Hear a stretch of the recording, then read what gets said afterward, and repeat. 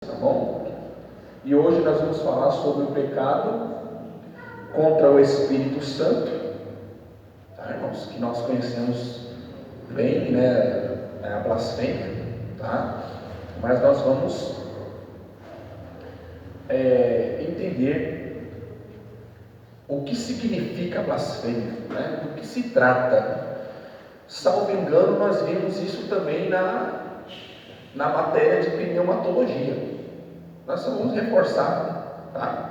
Porque é um assunto importante, interessante, né, irmãos? E traz algumas vezes confusão, no sentido de o que vem a ser, de pessoas que pensam que blasfemaram e às vezes não, né? Um cristão, por exemplo, um servo de Deus, ele pode blasfemar? Será que ele pode blasfemar? Não é? Então isso causa um pouco de preocupação por parte de pessoas que estão na igreja, por exemplo, e acabam ali cometendo um pecado e, não é? Incluindo ali a pessoa do Espírito Santo, e pensam que estão blasfemando e às vezes não. Aí acaba caindo, né, espiritualmente, pensa que não há chance de perdão, um exemplo, e acaba saindo da presença de Deus e vai só se afundando, né? Vai só se afundando, tá? Então vamos ver aqui a definição. O pecado contra o Espírito Santo, né? Nós vamos receber aí o material, né? O que é, meus irmãos? O que vem a ser?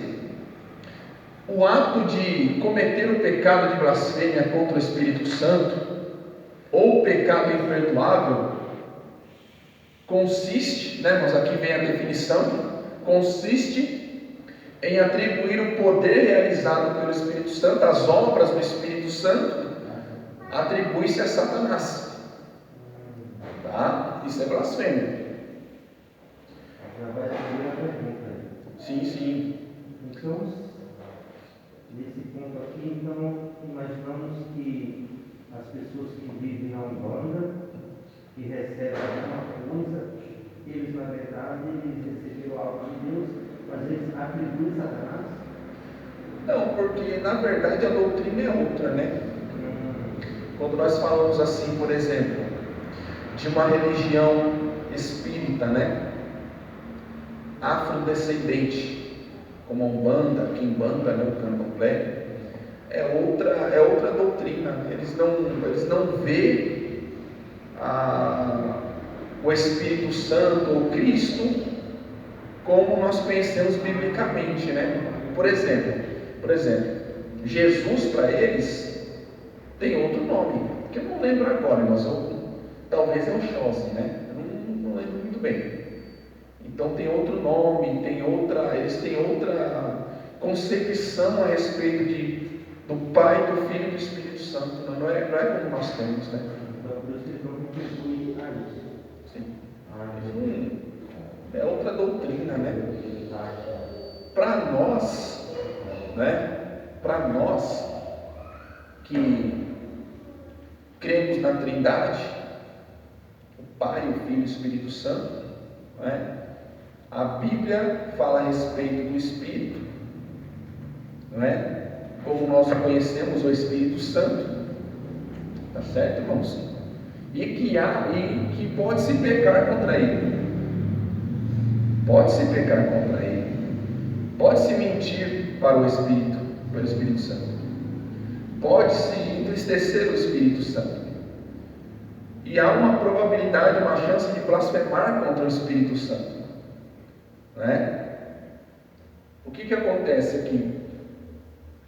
Um exemplo de blasfêmia foi praticado por alguns homens na ocasião em que o Senhor Jesus Cristo curou um homem que era cego, surdo e mudo, devido a uma possessão demoníaca. Quer dizer, um homem, ele estava enfermo, doente, de surdez, né? Era mudo, era cego, estava totalmente paralisado em alguns aspectos ali, e era demônios que estavam fazendo ele ficar naquela situação. Jesus expulsou o demônio curando aquele homem. Vamos ler a passagem de Mateus 12. Mateus capítulo 12.